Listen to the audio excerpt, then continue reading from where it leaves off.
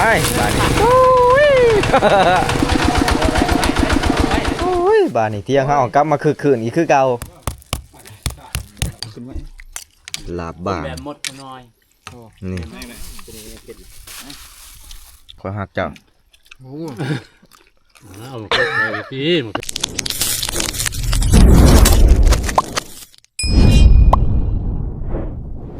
ครับทักทายสบายดี FC บ่ว่าสิอยู่ภายในและต่างประเทศทุกคนและการยินดีต้อนรับเข้าสู่ช่องเบาเฮียงคนหากินเก่ามื้อนี้เบาเฮียงได้มีโอกาสขึ้นป่าร่วมกับทีมงานอีกคือเก่าบัดนี้ทุกคนเลยทีมงานเฮาไปนำกันมื้อนี้หลายคนได้15คนทุกคนเลย15ชีวิตแต่ว่าน้องม้าเฮานี่บ่ได้เอามานำมาฮอดได้ครึ่งทางแล้วมันก็กลับคืนก็บ่เป็นหยังมีแต่ว่าทีมงานเฮาแต่ละคนนี่ครบทีมเลยได้ทุกคนไปนำกันมื้อนี้นะนี่เอาเครื่องสังกะสอกสังกะสีจำสิไปสร้างเพียงใหม่เลยนะจักของพันป่าอันนี้เป็นสังกะสีของผ่านป่าตัวนี้เพราะว่าเพิ่นเฮ็ดเพียงใหม่เด้เพิ่นก็จะเอาขึ้นไปนำรถทั้งเบิดนี่มีจักแผ่น26โอ้แต่หาเป็น30โอ้31 ใหญ่สมควรเด้อซั่นน่ะมันย่ำพ้นหัวเที่ยงข่อยสิไปชนเที่ยงเจ้าเด้อบ่ อันนี้แล้วมันเสบียงเฮาอย่างต่างๆเครื่องของที่จำเป็นต้องได้ใช้บ่ว่าสิเป็นน้ำดื่มน้ำมันอย่างต่างๆแม่นครบจังนี่เครื่องอยู่เครื่องกินนี่ครบเต็มรถแต่เครื่องนี่เต็มรถเลยคนเฮานี่ขี่บ่ได้แน่นอนต้องได้ย่างเอาเพราะว่าทีมงานเฮาหลายเด้ทีมงานใหญ่เลยทุกคนเลยไปรอบนี่ชุดใหญ่เฮาขึ้นไปปลากระพันเที่ยวนี่แล้วแม่นกำหนดเฮานี่สิไปอยู่ประมาณบาง4วันหรือว่า5วันเลยทุกคนเลยแล้วก็จุดประสงค์เฮาสิไปนี่หรือว่าเป้าหมายเฮาสิไปนี่มันอยู่เซนวนทุกคนแต่ก็ยังบ่ทันฮอดดอกมื้อนี้เพราะว่าเฮาขึ้นมานี่มันสวยเลยบางทีก็สิไปนอนอยู่เที่ยงก่อนคืนนึงแต่ตื่นมื้อเช้ามาปุ๊บอาจจะได้เดินทางลงเซนวนบัดนี้ทุกคนเอ้าสังเกตเบิ่งในผ่านเฮ็ดได้บ่ตามหินเหรอตามหยังเอาโธ่สบายดีอ้ายสบายดีอันนี้แล้วแม่นทีมงานพวกอ้ายเดินทางมาแต่เมืองปากเซ่สบายดีอ้ายนี่พ่อใหญ่จอยอีกคือเก่าโอ้ดิรถบัสสัญญาณนี่สิขี่ขึ้นไปอีกบ่นี่ฮะน้ำมันก็ถือมาเรียบร้อยเนาะนี่เอาคนครบทั้งรถไถทั้งรถจักรทุกคนเลยสบายดีผ่านป่าสบายดีเบาเฮียงอ้าวไปทำการอีกแมนสบายดีผ่านมองสบายดีมาทักทายสบายดีหัวจะจับแห้งตีเป็นจะได้กันรอเราเอาการเสียได้แต่หน้าตาไหนอยากลุกแม่กินหอดกันอยู่ว่าหอดแล้วหน้าตาเจ้ากับหน้าตาข่อยมันคือกันเลยตอนตัวหน้าไปกับชีระบบเดียวกันนั่นแหละเริ่มเมื่อยเริ่มยั้งแหละสบายดีผ่านกุ้งหรือว่าแม่ทับกุ้งสบายดีสบายดีแล้วบาดลำบากไรอย่างงานบ่แล้วแน่ได้ไปหรือบ่ได้ไปในใจกับปู้พัฒนาแหละปวดจะไปน้ำถึงมานี่จะว่าคนเครื่องขึ้นมาส่งกับพ่อใจเลยซ้ำนี่พอใจแล้วเนาะพอใจเลยพันใหญ่นี่แม่นบ่ได้ไปน้ำทีมงานทุกคนเพิ่นค่าเวียกเพิ่นค่าเฮ็ดเฮือนเฮ็ดซ่านเพิ่นค้นเครื่องค้นของขึ้นมาส่งให้ทีมงานเฮาฮอดลังผู้ทุกคนเลยเพิ่นก็สิกลับลงไปบ้านนี่คือเก่าสบายดีพันเปาสบายดีเนาะนี่อันนี้ทีมงานใหม่เฮามานำการอีกคือเก่าพุ่นนี่ทีมงานใหญ่เลยทุกคนเลยพันทองสบายดีร่วมงานกันอีกเนาะบาดนี้ครบหน้าครบตาทีมงานเฮานี่ หลังจากที่ห่างหายไปดนเอาโอเคเนาะบัดนี้เนาะนี่ใส่เบิดเลยถ้ามันเบิดก็ใส่เบิดเลยเราต้องกักตุนไว้ได้จนมันเบิดนี่สอได้คู่มือนี่น้ำมันลงได้น้ำมันลงหรือมันขึ้นน้ำมันลงเงื่อนขึ้นแม่นบ่น้ำมันก็ลงน้ำมันลงเงื่อนขึ้นจากที่ว่าเฮาเคยใช้นี่ประมาณ100,000หรือยังเต็มตุกเดียวนี่เหลือประมาณใกล้เครื่องน้อยนึงเป็นยังไงน้ำมันลงลงก็ลงแต่ราคามันสูงเอาไปเดินทางมานี่ทุกคน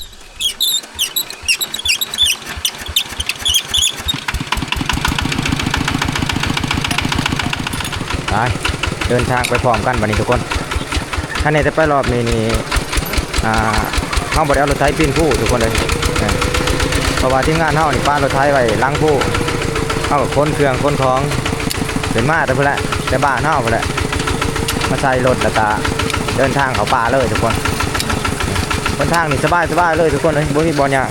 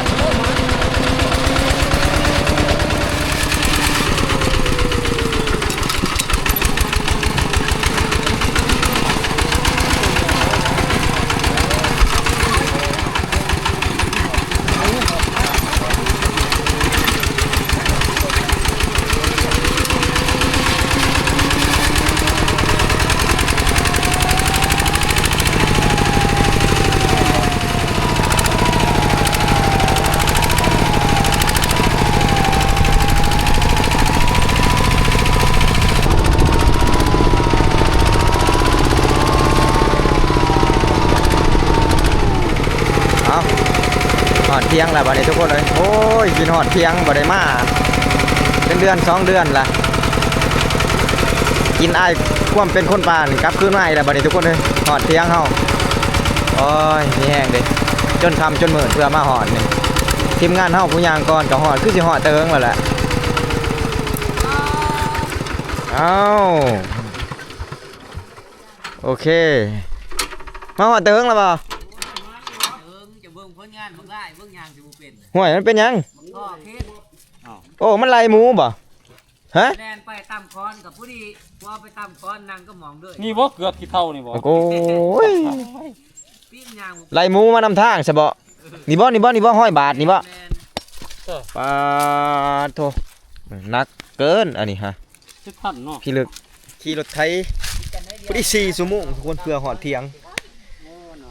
จนค่ำเอ้าพอแต่ว่าหอดที่พักเฮาแล้วแม่นพ่อเส้นวันนี่คือสิบ่ฮอดน่าจะเป็นมื้ออื่นพุ่นแหละเพื่อมาหอดจนหิวข้าวหิวน้ำเนาะ บ่แซงก็ ฮะยังได้ก็เนี่ยหอนเทียงเขาเลยไม่อยากดอกนี่ไผไปเบิ่งโกบังใหม่แล้วบ่ ผ่านมอง พันมองบ่ เบิ่งก็บ่ให้กับไอ้กิจ ไปหาเราเบิ่งทำเลโอ้ยบ้านนี่เที่ยงเฮากลับมาคือคืนอีกคือเก่า เอ้าทีมงานเฮาก็แยกย้ายพักผ่อนตามอัตยาศัยบัดเอ้า ทำได้บ่ เอาไปจี จีเบิดนี่บ่ จีเบิดหันเลยคาราบาวลุยไฟเฮาถือมาแต่บ้านสินใครบ่ต้องกินดอกกินหนังมัน กินนังร้อมจังหยาบไปเนาะ สมงัวหรือสมหมู สมมุ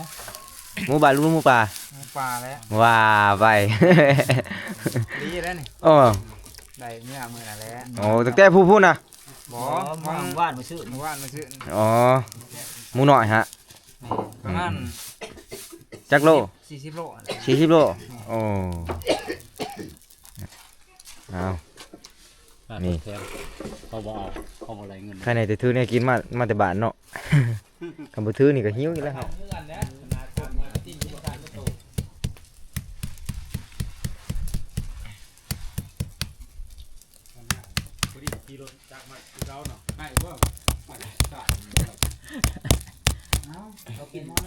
ต้องกินจักได้ตอนไหนยังบ่ทาน บ่ได้เราก็กำลังบี พวกอ้ายเพิ่นกินก่อนเพิ่นก็ออกก่อนล่ะยังเหลือแต่เฮาบ้านนี่ยำนังนี่เฮ็ดเฮา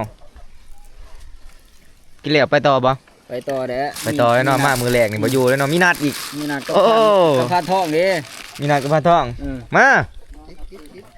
กินข้าวก่อนจะกินกาแฟหันมาใช่แล้วผ่านป่ากินแล้วบ่ กินแล้วเรียบร้อยแล้วกินน้ำ เอามาบาดนี้กินข้าวก่อนมาทุกคน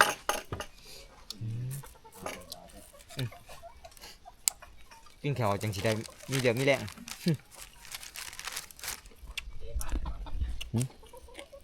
ได้ยินเสียงรถบ่ยำได้อยู่บ่ว่าเจ็บแขวพ่อใหญ่จอยน่ะฮะ ยำบ่ได้เจ้าดอก แน่เรายำบ่ได้ ยำบ่ได้บ่ ไปจี้ป้าหันกิน ที่ปลาแห้ง ป้าแหงหัน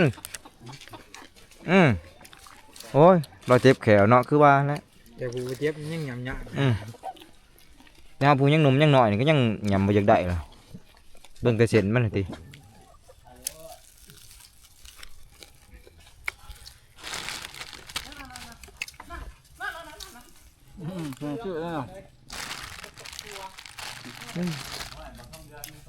พันต่อมมาน้ำลังพันต่อม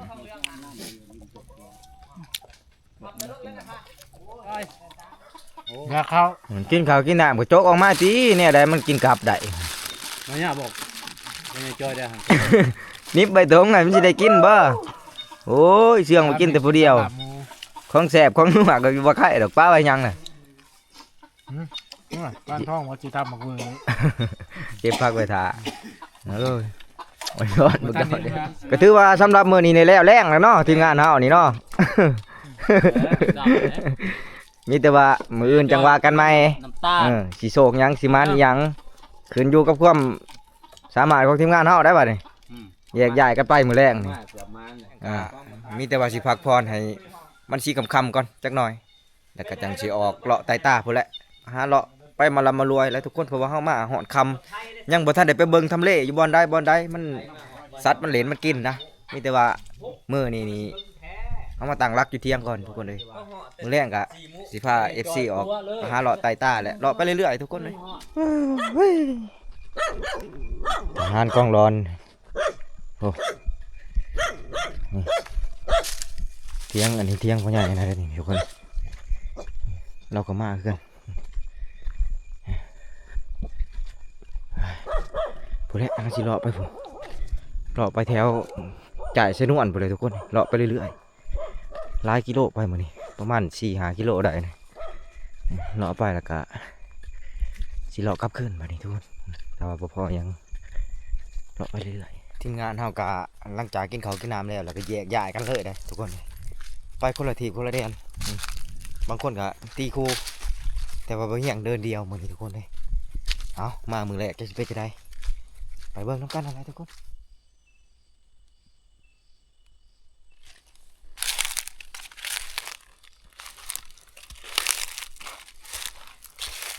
มาในช่วงเดือนนี้ใบตองมันโคบลายนี่ทุกคนเวลาเอาอย่างมันเสียงดังเอาในเกี่ยมเลยที่สุดนะเพราะว่าบางทีเอาเสียงเนื้อมันอยู่ตรงไหนถ้าสิยาโคบแต่ว่าใบตอง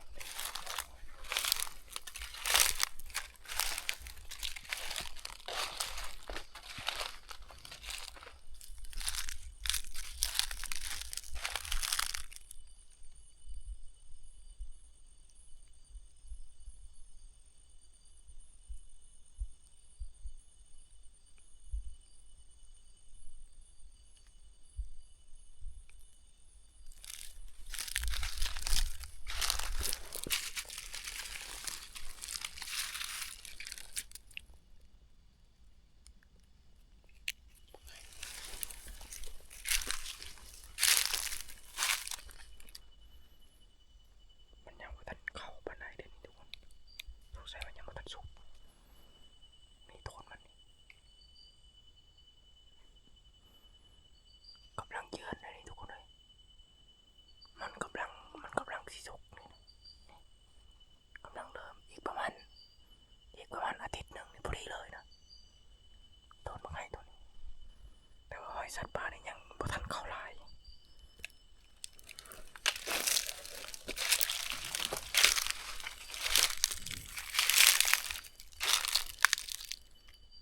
เห็นแต่หอยไก่เขียวหน่อยหนึ่งหอยสัตว์ใหญ่นี่บ่ทันเข้า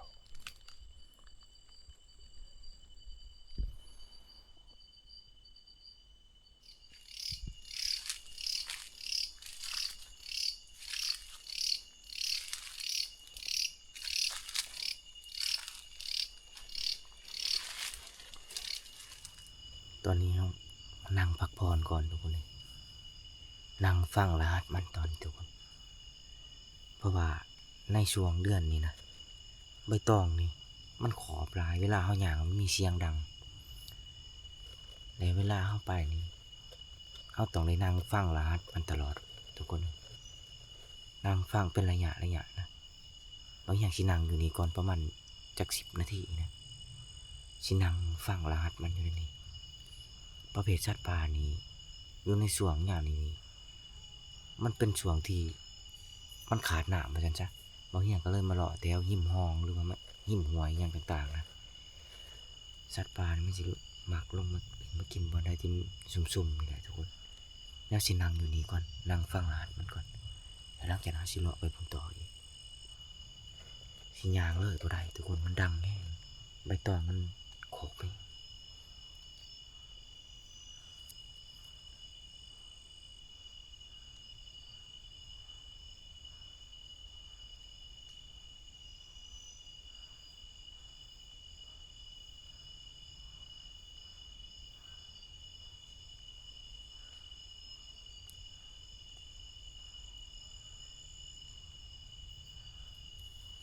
บางทีหมูป่ามันสิลงมาเป็นกลุ่ม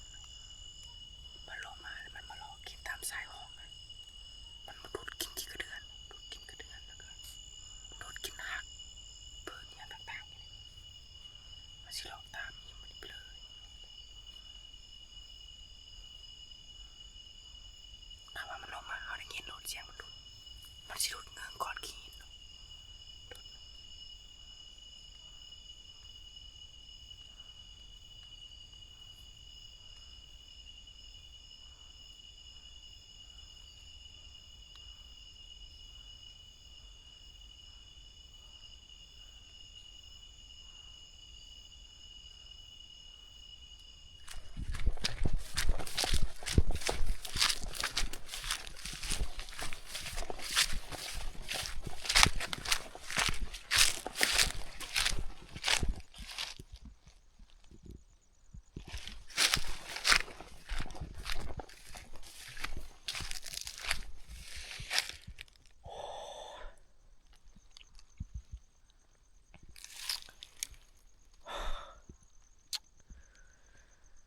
ยานี่พออยากเห็นตาฟานของยานี่ทุกคน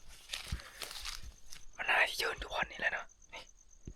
แต่ว่าพออยากเห็นมาตะพุกดูไกลเนาะอยู่โซนเบิ่งนะ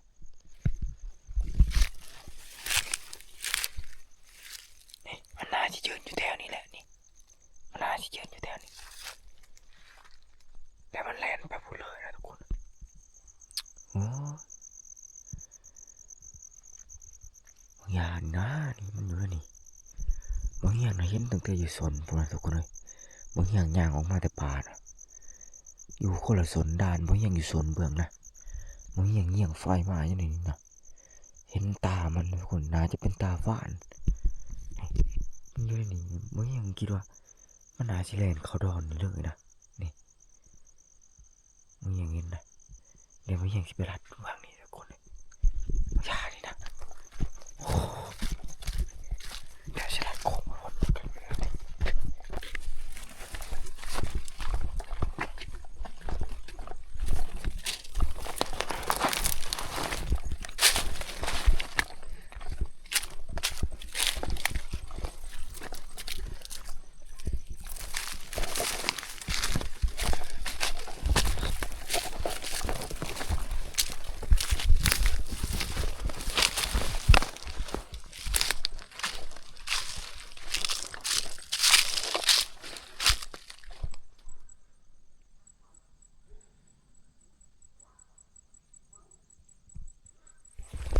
มากไหมนี่ทุกคนนี่เลยนี่นี่มันน่าสิมากินหมากันนี่แหละนี่ทุกคนเลยนี่อันนี้คือมักวีดนี่ทุกคนนี่มักวีดแล้วฟ้ามันมากินที่สุดเลยนะนี่มันน่าสิมากินมักวีดโตนี่แหละนี่พอเห็นเห็นอยู่นู่นเทิงนั้นนี่มันกำลังสิลงมากินเลยทุกคนเดี๋ยวยังบ่ทันเขาบ่เห็นพอมันก่อนก็เลยโค้งขวานเลยนะทุกคนนี่นะบ่เห็นเลาะลัดอยู่ใช้กับบ่เห็นเลยทุกคน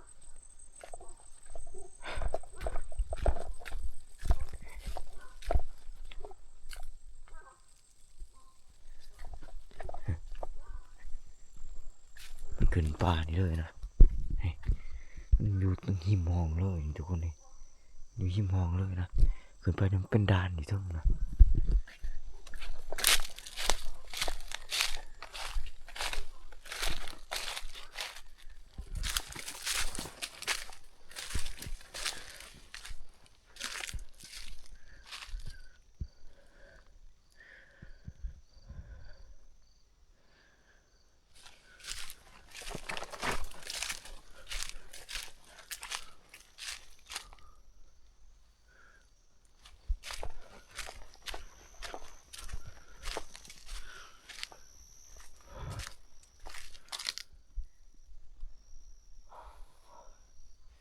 น่าเสียดายทุกคนเลย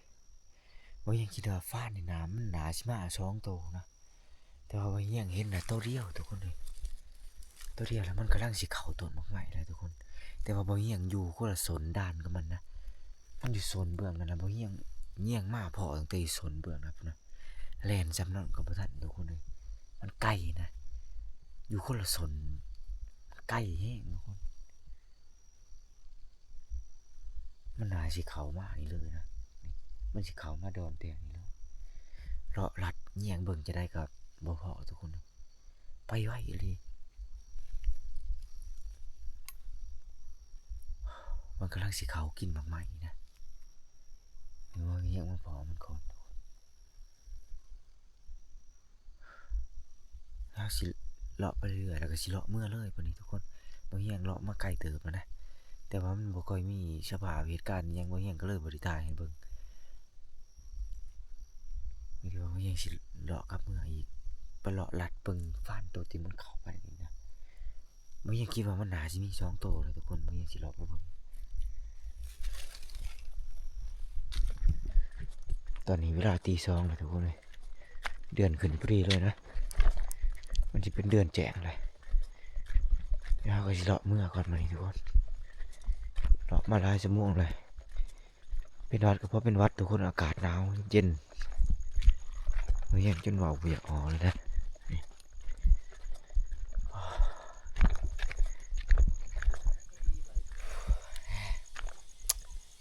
สบายดีตอนเช้าอีกเทื่อนึงทุกคนเลยหลังจากที่เราเดินทางขึ้นมาแต่บ้านเมื่อวานนี้แหละทุกคนมาหอดแล้วก็บ่มีเนี่ยอยู่เนี่ยกินแล้วก็กินจีนังกินหันนี่แล้วก็อิ่มแล้วก็ไปแตกไปมันทีมงานเฮาไปหาเยี่ยงแต่ละคนก็บางคนก็มาบางคนก็ยังบ่ทันมายังเหลืออีกหลายทานยังบ่ทันมาทุกคนนี่บางเยี่ยงไปเมื่อคืนนี่ก็บ่ได้อีหยังพอแต่ฟ้านตัวหนึ่งก็บ่ได้ทับมันสามทุกคนแล้วก็เลยมานอนพักผ่อนเพราะว่ามื้อนี้เฮาสิย้ายทับเด้เฮาเดินทางมาแต่บ้านเฮามาพักอยู่เที่ยงนี่ก่อนมันค่ำแล้วเฮากินข้าวแล้วสิย้ายลงไปเซนวนได้บัดนี้ทุกคนมีแต่ว่ารอถ่ายทีมงานทำมาครบ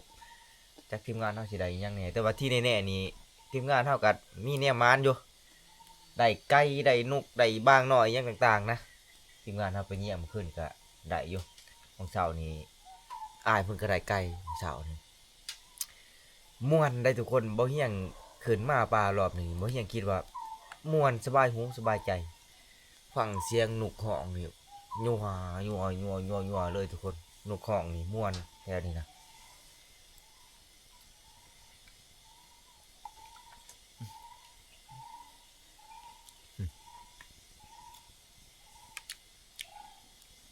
ประมาณไก่ปลาตัวหนึ่งทุกคนเลยอายเพิ่นไปต่อมาของเจ้านี่เพิ่นต่อ MP3 ทุกคนเลยแต่ว่าบางสัญญาหันบ่เห็นเลยเพิ่นเอาไปต่อไก่ต่อไก่ยังบ่ทันมาแล้วก็จักยังแน่พวกเอานี่ถุงยางนะเด้นี่บาง2ตัวนกเขาตัวหนึ่งนี่3ตัวและบางนี่แนวกินเฮาเพราะเรื่องฟักหญ้านี่ก็บ่อึดนี่ตัวนี้ดอกคอนแคนแต่ว่ามันจะแก่แน่แหละมันกล้าย่ามมาเลยทุกคนบ่เฮียงคิดว่าช่วงที่บ่เฮียงอยู่บ้านนะมันน่าจะเป็นง่ามทุกคนมันกำลังเป็นเลยพอดีบ่เฮียงมีโอกาสได้ขึ้นมามันแก่ก่อนเริ่มบ่ได้เก็บมันซ้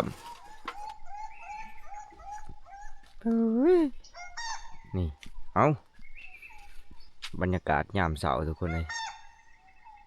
ขับไปด้วยเสียงนกจะเป็นว่าม่วนทุกคน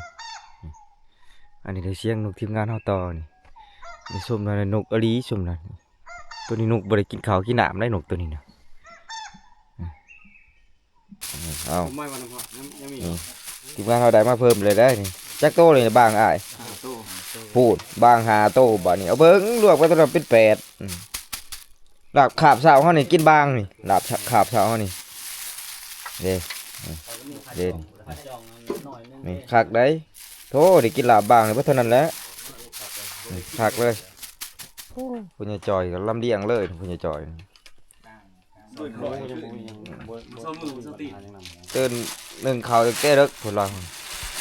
จะได้ไหมครับฮะโอ้หมู่มาน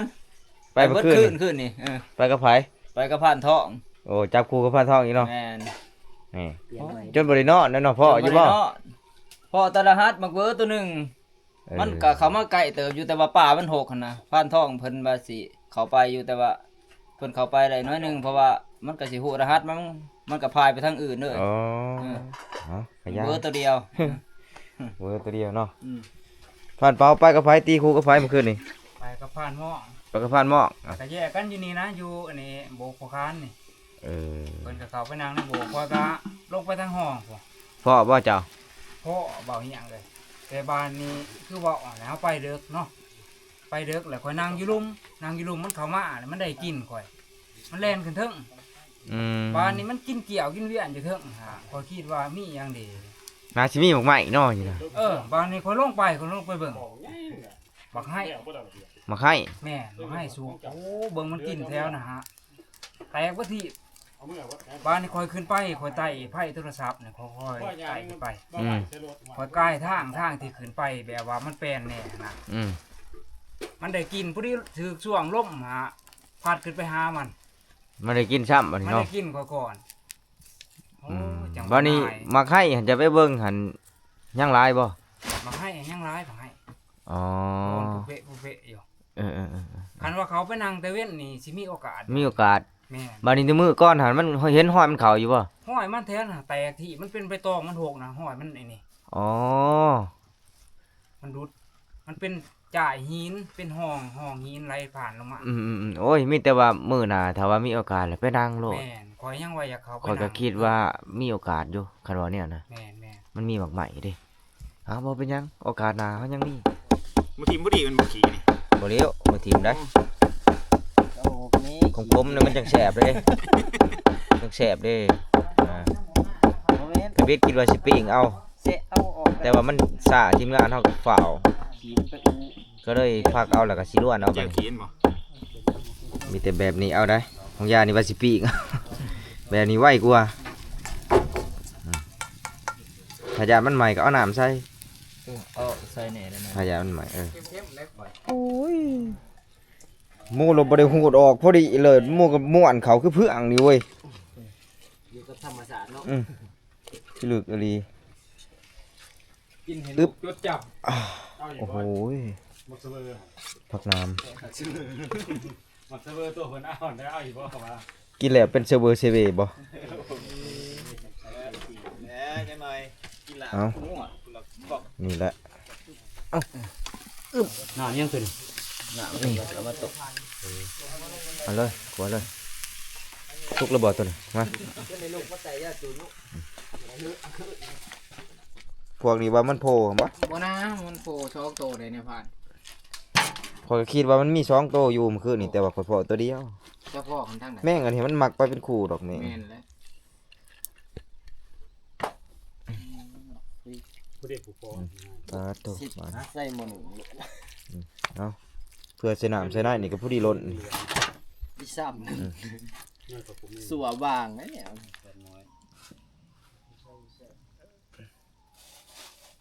เห็นแบบเดือดกะ เฮ็ดแบบเลือดแป้งเลยนี่ ลงคอนโดกับคันดีอยู่บอก เข้าไป ปาดโทบาด เอาบวกอีกอันนึงซะ ซีเบิ่งหันนะ มีคนกลัว พี่ลึกอหลี มักให้มันทั้งป้ายเบิดมันเยอะแต่งาต่ำๆนั่นต้นไม้ก็ต่ำมักให้ก็ต่ำแน่ ความคมนี่บ่ให้เว้าแล้วนะอย่าเว้าเด้อ อย่าบ่ให้เว้า ใจ เปิด ขึ้นไว้ ลาบบ่าง แบบหมดชะน้อย นี่ แบบหมดชะน้อย มุตตะน้อยบ่ ตีนเตก็ยังว่าหมูหยอกเลยตีนเตออก โอ้ เขาได้กินแล้วล่ะ แม่หมดชะน้อยละไอเลิฟอยู่ โยกโยกโยกได้พัน นั่งขับถีบแล้วอยู่ ผมอำลำเนาะ นักมันเด่นบ่ได้น้อยเด่นมันโยโย่ ถ้าว่าผู้ใดมักคมๆนี่ ฮะ คัก จังซี่เลย คอยก็มัก เขาก็มักอยู่แต่ว่ามันคมคักอะลี บ้าเอิ้นยังวะ แซ่บนัว แซ่บ โยโย่มันว่าเติมพลังอะไรมันว่า โยโยโยหรือบ่ เติมพลังคือมันมีกำลังแห้งขึ้นมา โอ้ย เพิ่งว่าขอเท่ากับยานี่ผู้ส่งเสริมคนมีกำลังแห้ง นี่ สนา ปัดแก้ม นี่ จะคนคนเอา ไปใส่ เอา โอ้ไปส่งสังสีบ่ ยังจะคนทีมงานเฮา ยังตามเนี่ยจกเขาเฮานะ ยอ3ถ้วยแล้วเนาะ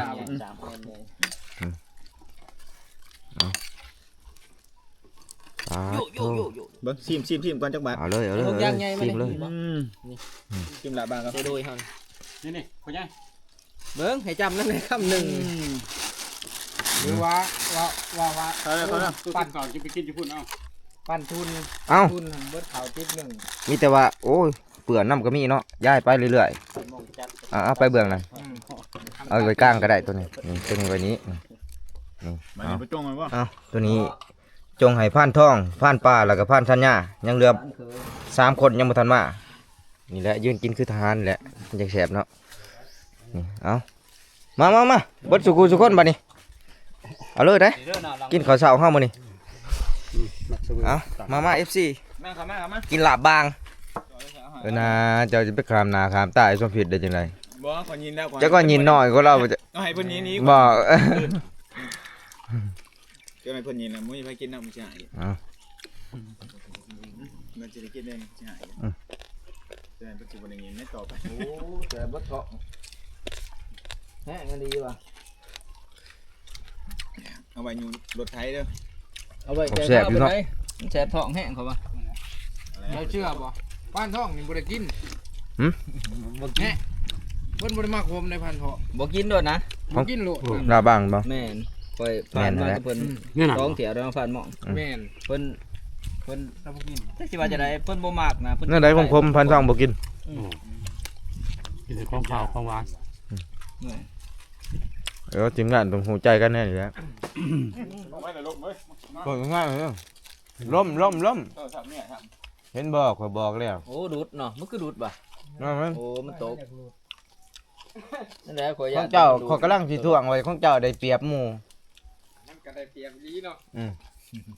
มันสูงหลายมันล้ม กิน จักสิไปหาใส่ พริกดิบพระเจ้านี่ ำงานมัน เอ้า มันบ่มีมันอึด ต้องดูโดดวางที่กระสอบ เอาพันเนาะ นี่แหละ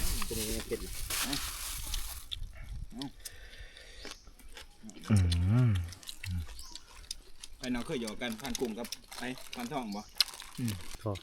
ข่อยหักเจ้า โอ้ เอาหมกเผ็ดไปพี่หมกเผ็ด กินคำนี่ ปีเที่ยว บ่จะเป็นผ่านมาหันบ่มีประโยชน์หยังกินคำนี่อิ่มเลย อึ้งกับบ่เลยออกดอก โอ้ความคมนี่บ่ให้เว้าแล้วเอ้าสำหรับผู้ได้มักคมว่าซั่นดอกพอยังแน่ ไปไต่ตาขึ้นก็ไม่ทับกุ้งกับพ่ออยู่หมูหั่น เออ มันหกโพดมันบ่ได้ทับ อืม มายามกับรัก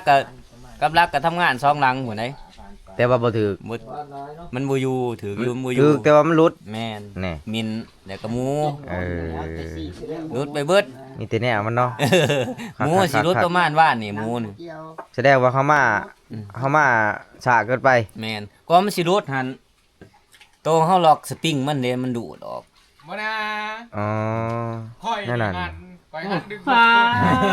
พานมองบ่เป็นคนปล่อยซะนะพานมองไปพอก่อนนะ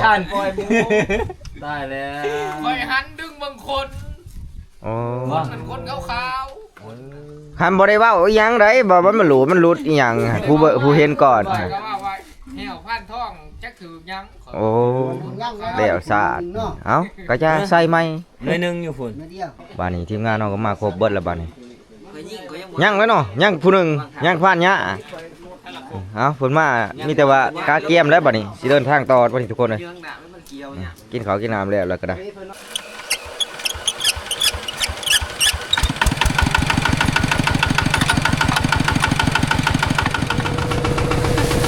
ไปบัดนี้ทีมงานเฮาไปใครแน่จะบอกสัญญาเพิ่นขี่รถจักรมาก็สบายอีกอย่าง